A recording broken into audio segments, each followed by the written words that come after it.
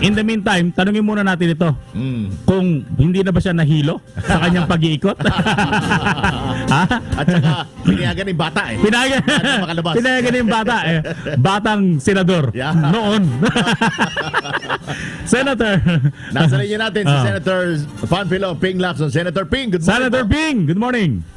Morning, Willie. George, magandang umaga. Sa mga sumusubaybay, magandang umaga. Ayan, no. Eh. Wala na, may kunasan kayo ngayon.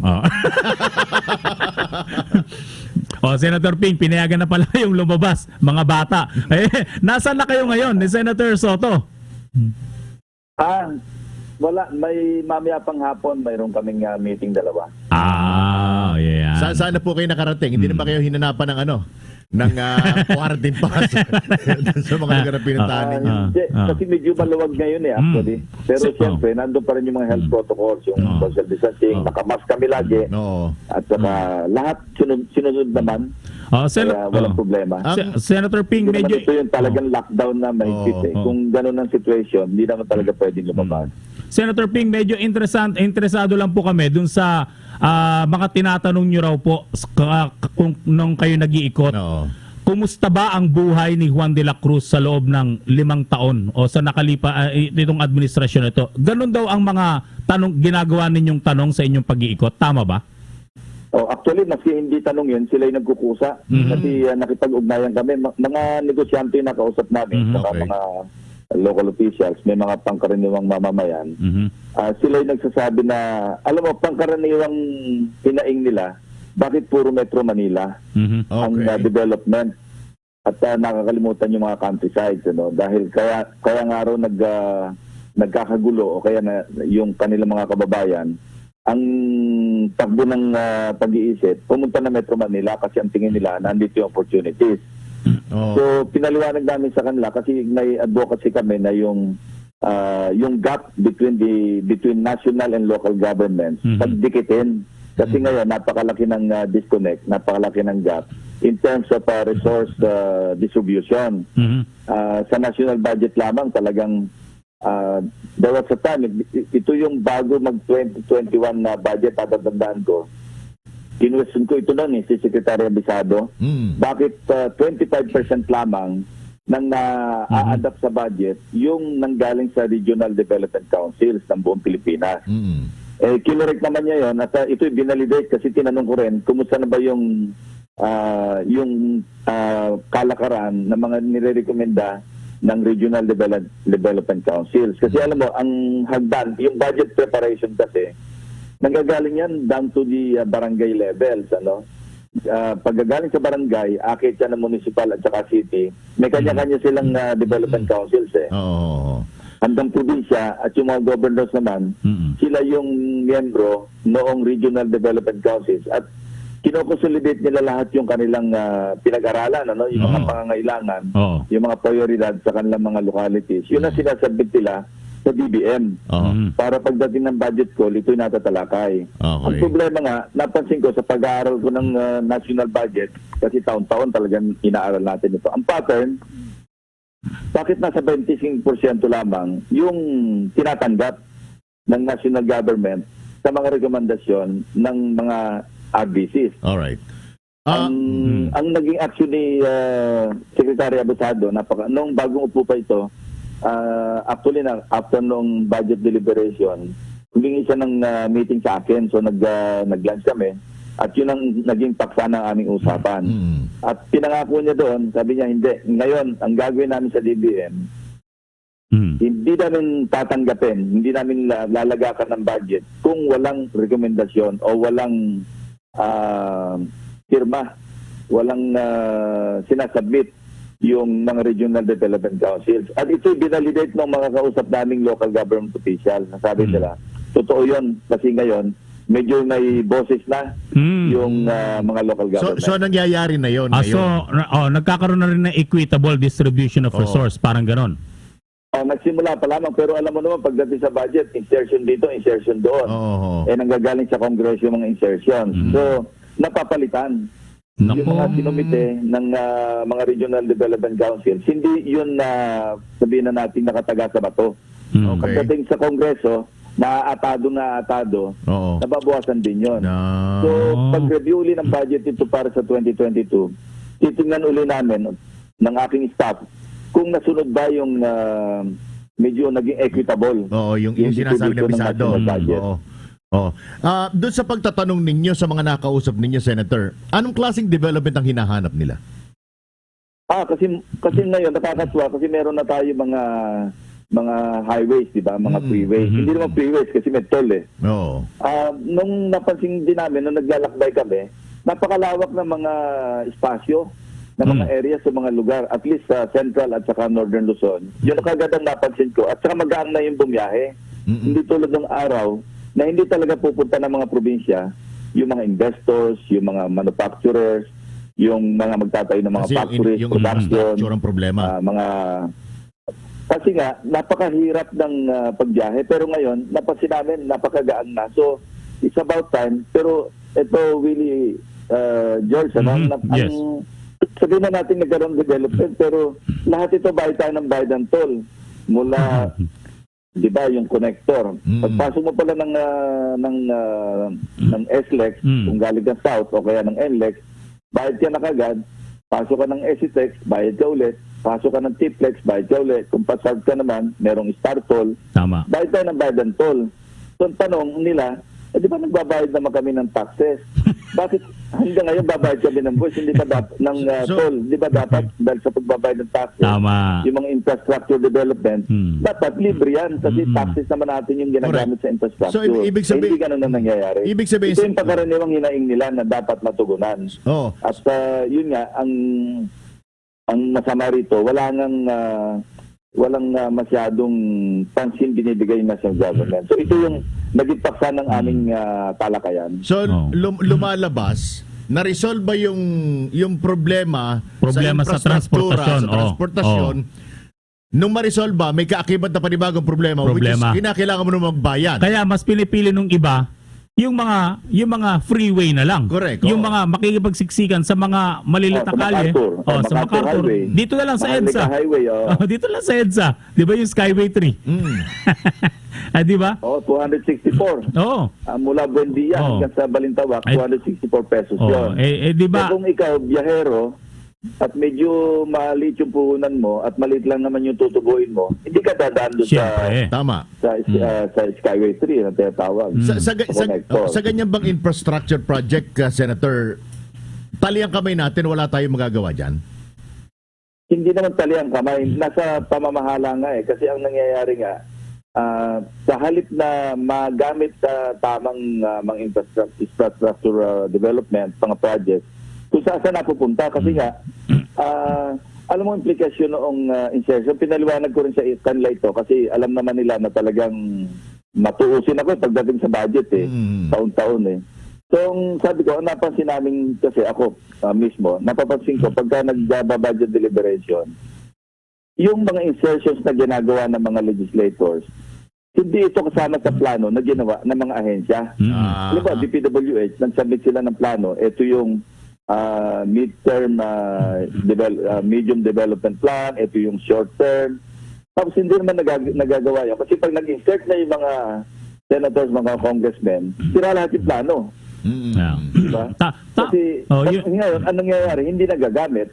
Kasi nga, kung hindi naman kasama sa pagpaplano yung ahensya, paano i-implementa yung proyekto na pinanggaligan lamang insertion ng mga legislators. Sa Amerika nga, ang kwento ni Jerry Yap di ba? 20 years. Tinatanong nila, bakit dito mahaba yung mga kalye, may walang toll fee? Bakit ka galit pa rin yung sumagot bakit ako magto-toll? Nagbabayad ako ng tax. Di ba? Dapat ganun dito. Ang problema hindi, baliktad Magbabayad ka ng tax, hindi mo alam kung saan ilalaan, at magpapagawa ng kalye, babayaran mo na naman. Bayaran mo ulit. Tama yun. Yun ang problema kasi dahil na-squander yung pera Yun Dahil na na masusi yung pagpaplano, nababaliwala yung plano dahil nga, maski ilan pa yung isumite ng mga local development council at i-adapt naman ito ng DBCC. Hindi kaya ang yung naging development sa budget. Hindi kaya ang naging hudas dito yung build of operate transfer na pinasimulan noong mga unang panahon at hanggang sa naging PPP, hanggang sa naging build. hindi natin masisisi yun kasi wala nga pondo yung gobyerno at kapos yung pondo, nagre-resort tayo doon sa public-private partnership, yung PPP. At saka yung, yun nga, yung build, meron tong koordinasyon, ibibigay natin sa pribadong sektor yung pagpapagawa. Tapos ito, 30 years itong sila yung nagkokolekta ng toll. Kailan bawiin nila yung investment. So yun ang dapat natin baliktarin. Dapat Dahil ang gobyerno nangyayari, ang magbayad. Oo. Dapat nagbayad tayo ng buwis. Makita natin kasi alam mo, Willie, George, mula yung unang-unang budget year ni dating Pangulong Arroyo, 2001, ang national budget natin noon, 800 billion lang. Wala pang isang trillion. 800 billion. Ngayon, over the years, lumobo ito. Ngayon, nasa magkano tayo? 4.5 trillion. Trill. Sa 2022, ang projected na national budget natin ay papasa 5 trillion. Ngayon, gumala tayo sa mga Pilipinas. Mainam nga yung nakagala kami ni Senate President Soto. Makikita natin for ourselves ano nangyari sa mga kanayunan. Saan napunta yung ating budget? So, habang nagbibiyahe ka, tumitingin ka sa paligid, teka muna, from 800 billion in 2001, 21 years after, bakit wala tayong makita? Nakatumbas, Meron naman nakikita, pero nakatumbas noong mga inyakyat ng budget. Kasi from 800 billion, naging 4 trillion. So ilang percent na increase yan? Progressive eh. Pero, mat dumadaan tayo sa maluwag na kalye, tapos maayos ang paggagawa, pero hindi naman pala gobyerno naggawa, kundi privado sektor, kaya nagbabayad tayo ng toll. Yun ang problema. So saan napunta yung mga pera na yon? Yun ang gusto nating, kaya nga taon-taon, di ba, lagi na lang kaming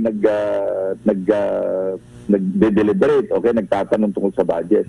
Maraming hindi pa italiwanag. So ito yung nakita nating isang problema na dapat tugunan. Kaya sa isang talakayan namin sa mga businesses, tinanong ko sila na paano, anong tingin nyo, give us your feedback kung sakaling consultation kasi yung national government, yung gobyerno ng Republic of the Philippines, ipatakbohin natin na tulad ng isang malaking corporation, tulad ng Singapore, na kung saan yung fiscal discipline napakahigpit.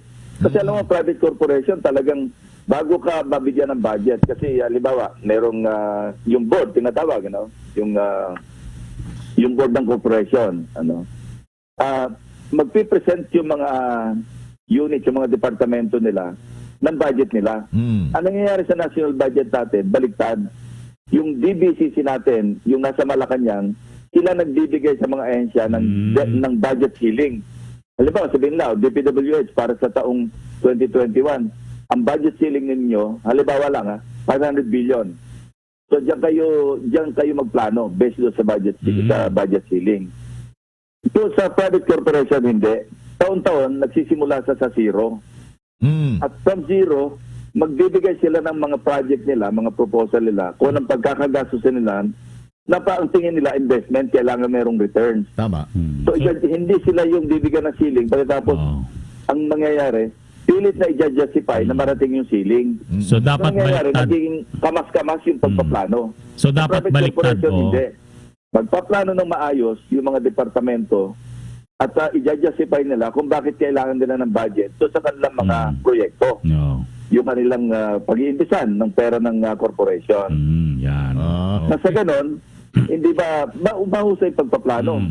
Dito sa atin, bibigyan mo ng budget ceiling, magkakamas-kamas ng minsan ang attitude pa, hindi, lampasan natin yung budget ceiling, dahil tatawag pa yan. So ano nangyayari, hindi na sila masyadong nagpo-focus doon sa pagpaplano ng mga proyekto. Maski na lamang para lang marating yung budget ceiling. So kung babalik rin natin yung proseso na kung saan yung mga ahensya, DepEd, DPWH, DOH, sa zero sila mag-start at mag-justify sila, ito yung kailangan namin ng budget. Bakit? Tama. Kasi ito yung pagkakagastusan. Ito. Parang ang investment ito, na ang profit, ang balik, yung public service, yung ibabalik natin sa taxpayers. Sa private corporation, ang balik, profit siyempre, yung kikitain ng corporation. Dahil ito, public service naman, national government, hindi tayo nag-iisip in terms of profit o tubo. Ang pinaka-profit na makikita natin, yung investment naman pabalik. ibig sabihin yung serbisyo publiko. Ganun dapat. At yung para ma-cure tuloy yung disconnect doon sa between the national government and local government. So sangayon sila doon, sabi nila, tama kayo, Senador, na talaga sa private corporation kasi kami may mga corporation kaming malalaki yung corporation nila yung mga nakausap namin. Talagang kami pagka nagpresenta ng budget, start kami sa zero. Tama. Ito bang prosesong binabagay nyo na ito, Senador? Ito ba nakalaman ba to sa General Appropriations? Hindi, ganun yung budget process. Kasi ang budget process, may planning, tapos merong sa papel ng Kongreso, authorization. Yeah. Kasi kami nagbibigay ng authorization. Tapos implementation.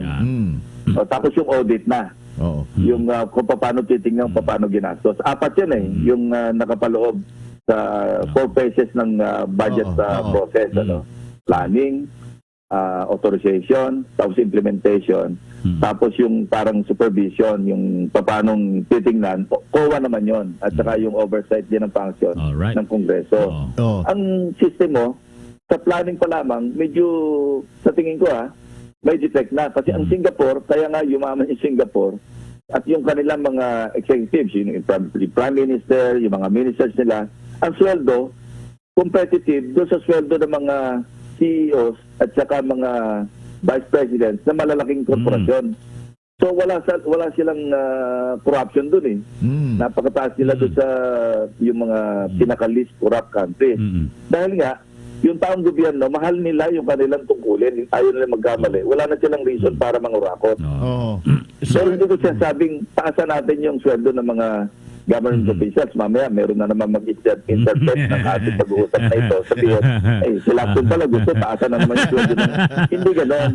Ang gobyerno should earn. Ayusin muna natin, pagka maganda na yung, balance na yung budget natin, tapos may surplus tayo, pwede nating tahakin ngayon yung para mapigilan yung pagnanakaw sa gobyerno, tasa natin ngayon yung sweldo para mahalin nila yung kanilang trabaho, di ba? Teka, Senator, quick reaction. Number 7 ka dun sa Pulse Asia survey, Anong masasabi mo dun? Ako, this time, I will not be distracted. Kasi mga surveys, yan yung, magandang study actually yan So, pinag-aaralan mo yun, saan ka nagkukulang, ano yung dapat mong ipursu. So, hindi dapat ma-distract. Kami ni Senate President, nag-usap na kami na magde-decide na kami na tuloy-tuloy na ang laban namin. So tatakbo talaga kayo? We don't care at all. Yun ang pag-usapan namin. At ipapinalize ka na namin yung aming pag-uusap. Ngayon, pagka nag-distract ka sa surveys, nahihilo ka kasi ang surveys hindi natin alam. Of course, hindi natin tinatawaran yung kakayanan ng mga pollsters natin. Pero sa oras ng pandemya, hindi rin natin masyadong kabisado ano ba yung methodology na ginagamit. Kasi kung limitado yung face-to-face na interviews at saka kung ano yung methodology, yung mga areas, halimbawa, saan sila nag-focus na area, maraming mga factors na tinitingnan dito. So, hindi ko kaya para mapataas ang estado nyo sa survey, gumamit na rin kayo ng troll farm? Yung isa natalakay namin din sa pag-uusap namin, ang sinasabi ko lagi, itong pagtakbo sa national position, seryosong business ito, seryoso ito, hindi ito yung kalimutan na natin yung politics of entertainment.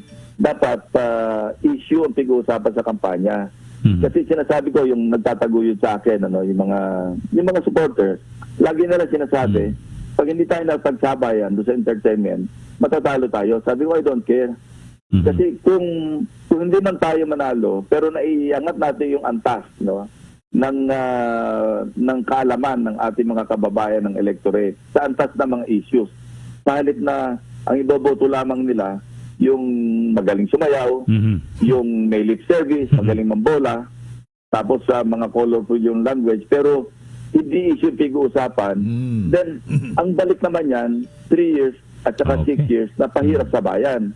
Pero kung issue yung iniintindi ng ating mga botante at papakinggan nila yung mga sinasabi, yung may mga sensible at saka may sustansya na sinasabi ng mga kakandidato, dapat doon tayo nakapokus. Kaya So, sa Amerika, every time magkaroon ng presidential debate, di ba? Nagbabago yung survey nila eh. Kasi So, nakikinig sila sa issues. Oo. So, Pero pag sa atin, ang pinakinggan natin yung entertainment at saka yung pambobola, wala, ang balik dyan. Tama. Ang masisisi rin naman ng mga botante, sarili nila. Sarili Kasi lang nila, oo. ang pinakinggan lang nila, yung mga mahusay mag-entertain. So tuloy na ang laban ha. Tuloy na ang laban. So, uling tanong na lang, Senator, since kino-confirm nyo na yun na dediretso na kayo ni Tito Sen. Sino yung nasa taas, sino yung pangalawa sa inyong dalawa? Nagkasundo, siya nga nag-encourage sa akin kasi sabi niya, talagang gusto niya i-cap yung kanyang career na mag-vice presidente. Sabi niya, ako naman, hindi naman, well, may experience siya sa executive, ano? Pero nung kinausap niya ako early this year, I think that was January or February. Kasi noon, talaga ang plano ko, mag-retire na sa public service. Kasi sa akin, ang tingin ko, yung 3 terms ko bilang senador, tama na, no? 20 years akong sundalo, 10 years akong pulis, at meron akong 18 years na bilang senador. Sa akin, parang tingin ko, sabi ko, partner, alam mo, solda ako kung tutusin. Hindi naman ako nagnakaw. Maayos naman yung pag-aaral ko ng pagiging legislature, yung transformation ko bilang isang military officer na naging chief PNP, naging senador. Lahat naman ginampanan ko yung tungkulin ko. Sa tingin ko naman, absuelto na ako. Sabi niya, kung pwedeng wag mo muna saraan kasi ako, actually, ang totoo niyan, Vice President lang gusto ko. Baka naman pwede buksan mo yung, panatili mong buksan yung pinto mo at mag-uusap tayong tuloy-tuloy. Kaya mula noon, lagi kami nag-uusap. Pinag-uusapan namin problema ng bayan eh. Hindi namin pinag-uusapan pa noon yung pagtakbo, yung paano manalo. Mas maganda pag-usapan, ano ba yung problema susuungin? Kaya sabi ko sa kanya, baka pwede pag-aralan muna natin yung harapin problema. Katakot-takot eh. 11 trillion na utang. Pagkatapos meron tayong West Philippines Sea. Meron pa tayong pandemya. Ang dami. Meron pa tayong hinaharap ng Danas Ruling na kung yung sanang ira pagdating ng 2022, 1 trillion na mahigit. Oo. Saan natin kukunin lahat yan? Pagkatapos may issue tayo ng corruption, yung poverty, ang mataas. Kaya sabi ko, bago tayo sumuong, hindi ba mas magandang alam natin yung problema at meron tayo maski papano na iniisip na solusyon. At kaya kayo doon kami nagsimula, makipagkonsulta kami sa mga ceramic experts, yung mga nakakaalam. So doon kami nagsimula. At ngayon, bumaba na kami sa grassroots. Nakita naman namin, narinig namin, ano yung mga pangkaraniwang hinaing ng mga kababayan natin. Alright. Okay. Ito isang short na lang Senator. Nabagid nyo kasi yung issue ng corruption. Matatandaan natin, kamakailan bago lumipad na pa-Amerika si Senator Manny Pacquiao, nagkausap-usap kayong tatlo yata. Oo. Di ba mukhang tatakbo rin sa pagka-presidente. May plano rin si Senator Manny Pacquiao. Maganda yung aming naging usapan, dahil sabi niya nga, desidido siya natatakbong pagkapangulo. Ang sabi naman namin, ganito lang, alam mo, October pa naman yung filing. At pagkatapos ng filing, hanggang Mayo pa yan, napakahaba pa. Okay. So kung dumating yung punto na by October, nag-decide kang ikaw ay magpa-file at nag-decide din kami, ako, na magpa-file, basta sige lang, mag-file lang tayo at tuloy-tuloy yung pag-uusap natin. Kaya talagang sabi ni Senator Manny, sabi niya talagang ako, kasi tawag sa amin, alam mo, magalang yan tawag niya sa amin, mga bossing. Ako talagang, ang gusto ko lang, i-correct yung corruption. Kaya kung tutusin, gusto ko nga humingi ng tulong sa inyo, lalong araw sa akin dahil alam niya mapagbantay ako sa budget. Kasi siya nag-aaral din ng budget at sabi niya, ang dami nga pala nasasayang. Tama yung mga tinatanong mo sa interpellation. Sabi ko, talagang napakarami nasasayang. Nakakatuwa rin sa kanya, talagang he is willing to learn. So siyempre, kahiwalay namin, sabi niya, bago ko umalis, may expose ako. So medyo binigyan ko pa siya ng mga pointers, kami dalawa ni Tito Sen. Sabi namin, ang importante, kung magpipresenta ka, kailangan malinaw yung ipapakita mo. Meron ka ipapakitang papel, maliwanag na ebidensya, para ma-drive mo yung point mo, talaga mayroong corruption. Okay. Alright. Sige po. Senator, maraming salamat sa iyo. Good luck. Ingat po, Senator. Thank you. Maraming salamat. Magandang umaga po sa inyo. Senator Panfilo Lacson.